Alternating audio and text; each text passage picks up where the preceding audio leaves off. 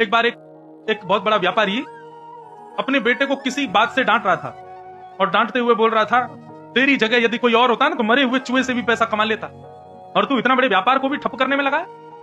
एक छोटा सा बालक वहां से जा रहा था, उसने जैसे सुना हमारे नगर का इतना बड़ा व्यापारी अपने बेटे से कह रहा है कि भाई मरे हुए चूहे से भी धन कमा लेता, अगर कोई और होता तो इसका मतलब इसकी बात में सत्यता तो होगी। और उस बालक ने क्या किया पता है, वही मरा हुआ चूहा पड़ा था, उसको पूंछ से उठा लिया और चल दिया। ये भी नहीं पूछा कि कैसे कमाना है, कहां जाना है, क्या करना है। बोले नहीं, ये गुरु जी हैं, बहुत बड़े व्यापारी हैं, ये यदि कह रहे हैं कि मरे हुए चूहे से धन मिलेगा तो मिल ही जाएगा, कैसे मिलेगा, कहां मिलेगा, कब मिलेगा, ये पूछना ही नहीं है, चल दो। इतना विश्वास गुरु के प्रति। बालक चूहा लेकर के जाने लगा, बस उसको भरोसा था कि इससे धन मिल ही जाएगा, कहां कैसे कब मिलेगा, ये इसमें ज्यादा दिमाग लगाना नहीं है। इतने में सामने से एक दूसरे सेठ जी आ रहे थे, उनकी बेटी संग चल रही थी, बेटी के हाथ में एक बिल्ली थी, बिल्ली बार बार खोंचा मार रही थी, उसको भूख लग रही थी, तो वो अपने पिता से बोली मेरी बिल्ली बहुत भूखी है। इतने में सामने से एक चूहा पकड़ के लारा मरा हुआ, तो सेठ जी ने उसको रोका, ये भैया ये मरा हुआ चूहा है। बोले हाँ। बोले लो 10 रुपया रखो, ये हमको दे दो, इसका क्या करोगे तुम। और बिल्ली ने उसका भोजन कर लिया, सेठ जी वहां से चले गए और बालक नाचने लगा, देखो गुरु वो कह रहे थे मरे हुए चूहे से भी धन मिल गया मुझे धन।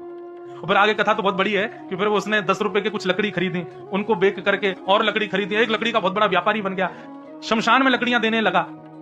एक बार एक नगर के बहुत बड़े व्यापारी की माता जी का देहांत रात्रि में हो गया, बहुत वर्षा हो रही थी, सब लकड़ियां गीली पड़ी थी, चिता में अग्नि लगाने के लिए, चिता बनाने के लिए लकड़ी नहीं थी।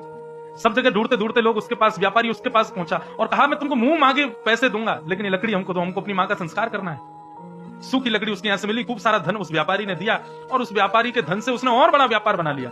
और एक समय आया कि वह बालक एक उस नगर का बहुत बड़ा व्यापारी बन गया। और जब वो बहुत बड़ा व्यापारी बना तो उसने सोचा अपने गुरु जी को गुरु दक्षिणा तो दे आए हम। तब उसने सोने का चूहा बनाया और उन व्यापारी के पास गया, वयोवृद्ध हो गए थे बेचारे, और चरणों में रख करके बोला गुरुदेव ये आपकी गुरु दक्षिणा। बोले मैं तुम्हारा गुरु कैसे। बोले जब मैं छोटा सा था तो एक बार आप अपने पुत्र को डांटते हुए कह रहे थे मरे हुए चूहे से भी धन कमा, वो मेरी पहली कमाई आपकी उसी बात से हुई, आज मैं इतना बड़ा व्यक्ति बन गया केवल आपकी बात पर विश्वास करके, इसलिए मैं आपको प्रणाम करता हूं और ये मेरी दक्षिणा स्वीकार करो, सोने का चूहा।